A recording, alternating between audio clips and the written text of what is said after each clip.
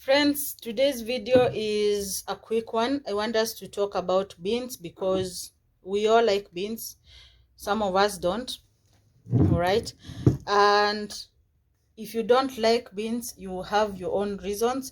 But this is one of the best foods that you should be having in your meals.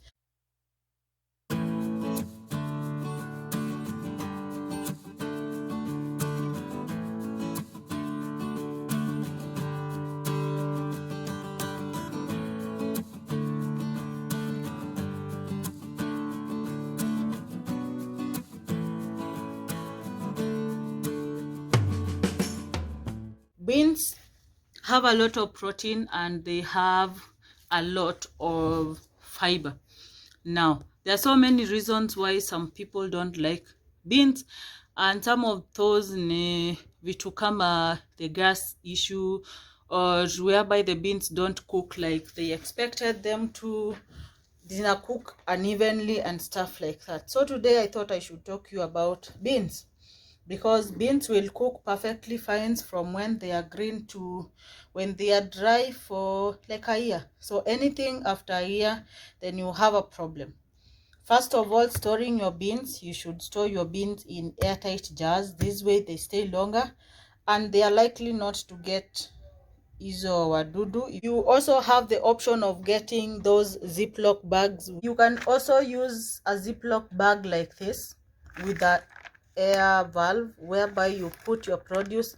You can put a small knot over there and then you funga it vizuri, and then you use the machine that comes with the Ziploc bag to just take off every air whatever that is in the bag.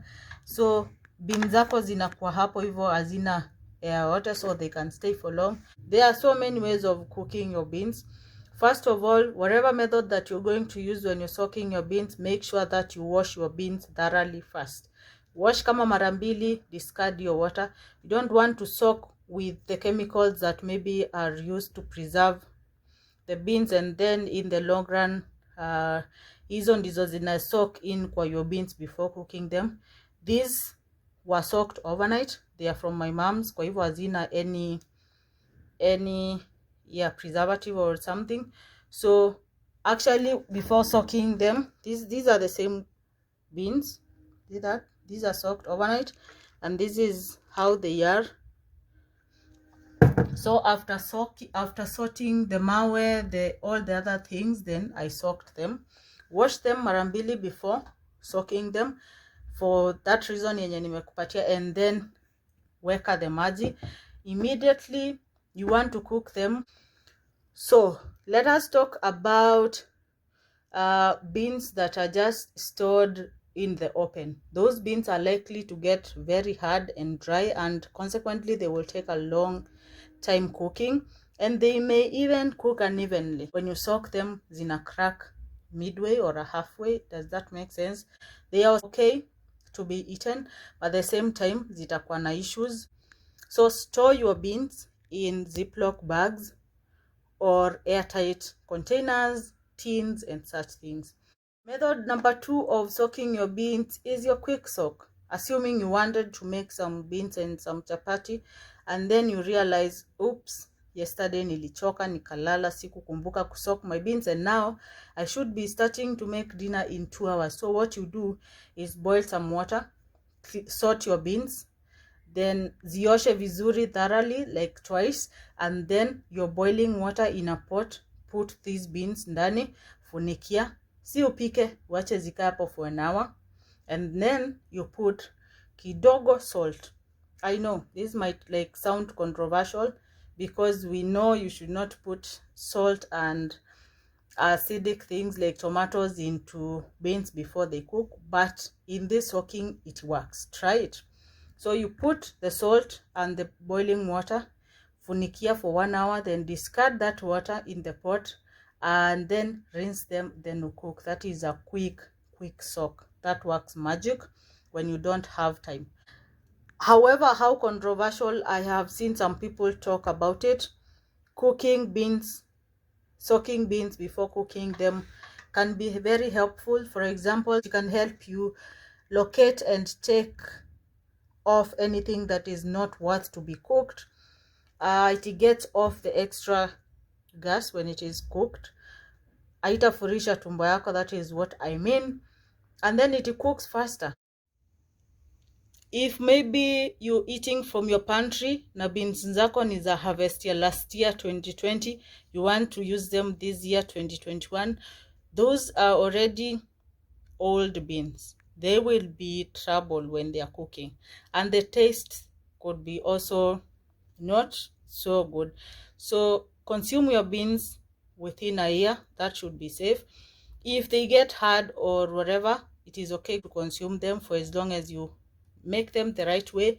So try soaking old and dry beans for overnight, and then for this, use bicarbonate of soda. Put like a quarter spoon in the water that you're soaking them. Remember, this should be done after washing your beans vizuri, clean kabisa kabisa, and then put the bicarbonate of soda, and then acha zilale overnight. In the morning, discard that water, rinse them vizuri, and then cook them.